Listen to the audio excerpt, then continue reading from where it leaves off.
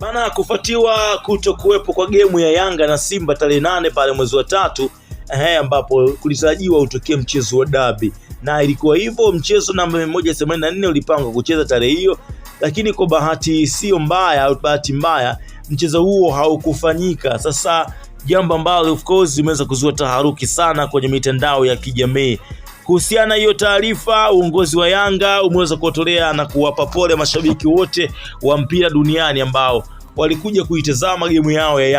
Yanga lakini hawakuweza kuipata. Sasa Yanga wametoa taarifa maalum kupitia peji yao, wameandika: kamati ya utendaji ya Yanga chini ya Rais Mhandisi Kais Saidi imefanya kikao cha dharura leo tarehe 9 Machi 2025 kwa njia ya mtandao kujadiliana na kukubaliana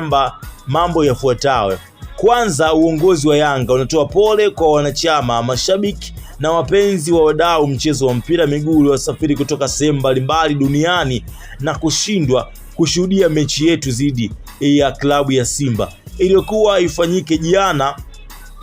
Machi 8, 2025 katika uwanja wa Benjamin Mkapa. Klabu ya Yanga ilifanya maandalizi yote ya mchezo kama ilivyoelekezwa kwenye kanuni, ikiwemo kushiriki kwenye kikao cha maandalizi ya kwenye mechi yani MSM kilichofanyika tarehe 7 Machi 2029 mchana kwenye hoteli ya Spice jijini Dar es Salaam.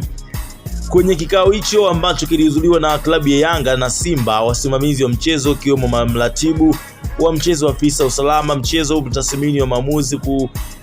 kamishina wa mchezo na watendaji wa bodi ya ligi, klabu Simba ikitoa taarifa kutotaka kutumia uwanja wa Mkapa siku moja kabla mchezo husika kwa ajili ya kufanya mazoezi kama kanuni inavyomruhusu. Katika hali hii kushangaza, siku ya tarehe 7 Machi 2025 klabu ya Simba iliwasili katika uwanja wa Mkapa ikiwa na gari kadhaa kwa ajili ya kufanya mazoezi, huku wakifahamu hawakuwa na wamefuata taratibu za kupata haki yao za kikanuni kama MS kuhusiana na maamuzi ya mchezo, meneja uwanja wala timu wenyeji ambao ni Yanga. Of course hiyo info ambayo imeweza kutolewa na klabu ya Yanga jana